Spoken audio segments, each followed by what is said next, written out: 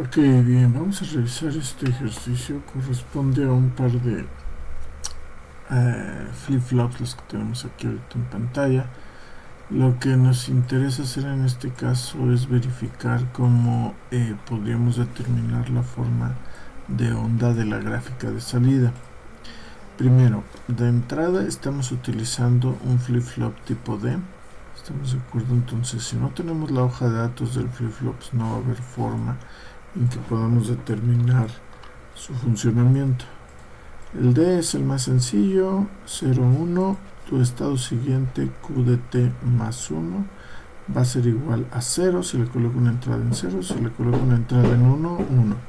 Entonces, lo que nosotros queremos hacer es ver cómo me darían las salidas a partir de lo que tenemos. Hay que aclarar que aquí tenemos dos entradas adicionales que corresponden a entradas que no son directamente del flip-flop, sino son entradas genéricas y son SD, o sea, el set y el clear, o acá también lo tenemos, estamos de acuerdo, set y clear. Si nosotros colocamos esos en nuestra tabla de verdad, ¿cómo debería de ajustarse esa tabla de verdad? Básicamente lo que tendríamos que hacer entonces en ese caso sería precisamente considerar que mi sistema tiene una SD y tiene una CD que, como observamos, están negadas. Por lo tanto, para que no funcionen y me dejen trabajar el sistema sin problemas, las debo de poner en un 1. Si nosotros las dejamos en un 1, el sistema opera sin problemas. Si nosotros colocamos esas terminales en 0, alguna de ellas va a empezar a trabajar y por lo tanto no me va a hacer caso a la variable D.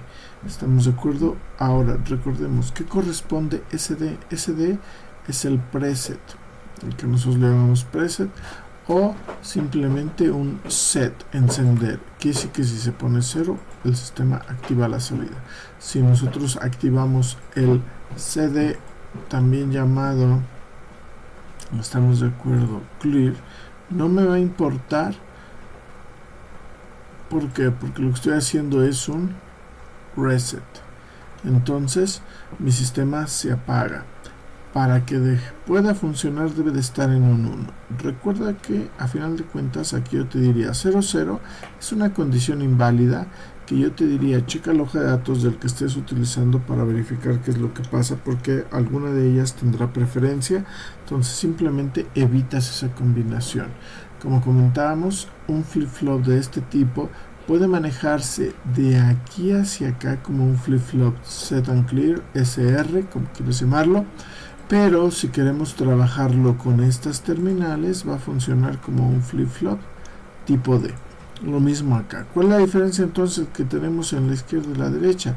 El que tenemos en la izquierda es un flip-flop tipo D, estamos de acuerdo, pero este tipo D es un flip-flop tipo D que se dispara por flancos de subida. ¿Cómo sabemos eso?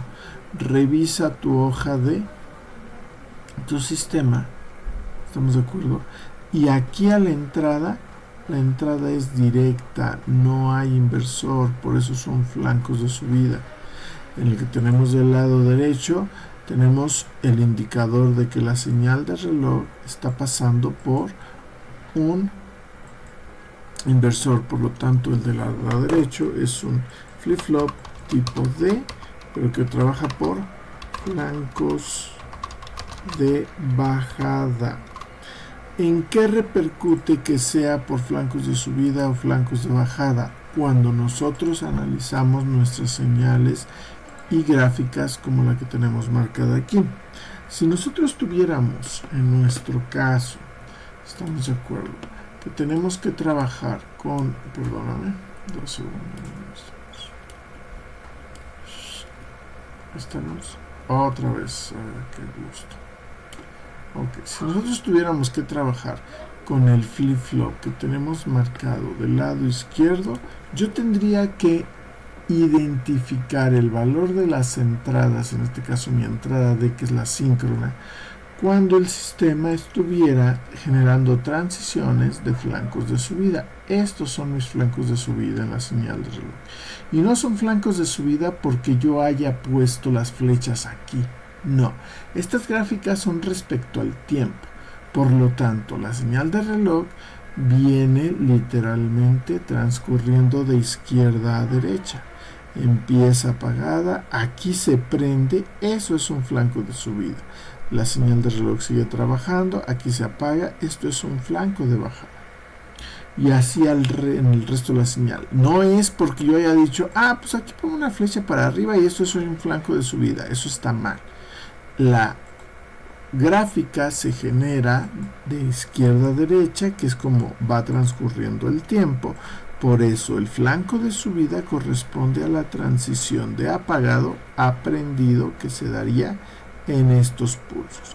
Y entonces yo tendría que marcar en estas transiciones mis flancos de subida y generar la gráfica a partir de estos puntos. ¿Cómo va a estar aquí mi entrada? ¿Ok? En nuestro ejemplo tenemos el que voy a usar va a ser un flanco de bajada. ¿Estamos de acuerdo? Entonces por eso es que estoy tomando en cuenta mis transiciones que van de encendido a apagado, de encendido y apagado. Ahí es donde se produce un flanco de bajada, flanco de bajada. ¿Por qué lo marqué así? Literalmente porque ya tenía este dibujo, ya estaban marcadas, entonces para evitarme el estar volviendo a dibujarlo, pues por eso voy a trabajar con este tipo de flip-flop. ¿Estamos? Entonces, espero que haya quedado claro el por qué nos vamos con este. Voy a trabajar con el flip-flop que trabaja por flancos de bajada. Voy a quitar esta información. La hoja de datos, la tabla de verdad me lo indican. ¿Estamos de acuerdo? Yo te diría, revisa literalmente cómo es tu sistema, cuál es el que estás utilizando para poderlo trabajar. Entonces todo esto de acá pues no lo estamos usando, lo voy a quitar, no lo necesitamos. Una disculpa porque ya borramos construcción. Parte de lo que sí vamos a ocupar. ¿Qué necesitamos para poder diseñar este circuito? Mi tabla de verdad. La tabla de verdad es la que tenemos descrita aquí, me dice cómo opera, que ya habíamos revisado. En nuestro caso, pues literalmente es la que necesitamos tener a la mano para poder trabajar con el sistema. Okay. Ahora, recuerda que las entradas, en este caso la entrada D, es una entrada síncrona, es decir, depende de la señal de reloj. Mientras que la entrada preset, reset, set, clear, como quieras llamarla, son entradas asíncronas, es decir, no dependen de la señal de reloj. Entonces, ¿cuáles son las que tienen mayor prioridad? Literalmente, las que tienen mayor peso son las entradas asíncronas, set and clear. Entonces, vamos a ver qué es lo que tendríamos que tomar en cuenta para ver cómo funciona mi sistema. Primero, si nosotros observamos, tenemos la terminal reset en esta zona. Desde aquí hasta acá está activada la terminal reset, que es esta región, desde aquí hasta acá. Aquí tenemos activada la región, desde aquí hasta acá, del preset. Y otra vez aquí se activa la región del reset. ¿Estamos? Cuando están activas la región preset y reset, el flip-flop no responde a, no importa lo que tengas en D, aquí está marcado. Simplemente o se pone en un 1 o se pone en un 0. No importa si hay señal de reloj o no, el sistema se pone en un 1 o en un 0. ¿Ok? Entonces, ¿cómo me va a quedar mi gráfica de salida? Mi gráfica de salida, no sé lo que pase en el resto de la gráfica. Lo que sí estoy seguro es que en esas regiones que acabo de marcar, yo ya conozco que la señal aquí se va a mantener literalmente encendida. Desde aquí hasta acá. En esta, perdóname, apagada. ¿Por qué? Porque aquí es el reset. Aquí va a estar la región apagada. Si viene apagada, se va a quedar apagada. Si viene prendida, aquí se va a apagar. En esta zona, a pesar de que hay un pulso de reloj, no me importa. ¿Por qué? Porque aquí estoy activando la terminal en la región del preset. Aquí se está activando la región del reset, entonces durante esta región mi sistema va a dejar la salida apagada. Ok, ahora, cuando nosotros desarrollamos estos ejercicios siempre se debe de indicar, aquí no lo tenemos marcado, pero vamos a considerar que mi estado inicial, es decir, cuando yo prendo este sistema, tiene un valor, tiene un 0, tiene un 1, no lo sé, eso me lo da el problema. Yo voy a suponer que empieza en 0. Entonces, nosotros la gráfica la vamos a ir revisando y ya tenemos las regiones marcadas de preset y reset. Ahora lo que tengo que saber es cuánto vale la entrada D solo en las zonas donde mi sistema tiene señal de reloj, que son las que ya están marcadas. Recuerda, flancos de bajada. Entonces, mi sistema literalmente se va a quedar apagado durante toda esta región. Entonces empieza apagado, no sé, una disculpa ahí, dame 2 segundos, ahí estoy, ahora sí. Entonces mi sistema empieza apagado, se mantiene apagado, llega el pulso de reloj. En el momento en que llega el pulso de reloj, yo reviso cuánto vale mi entrada D. En ese momento la entrada D está en un 1, por lo tanto la salida se cambia a un 1. ¿Cómo lo sé? La tabla de verdad me dice que si no están activadas ni set o incluir o preset y reset y la entrada de vale 1, la salida me va a dar 1. Por eso aquí mi salida se marca en 1.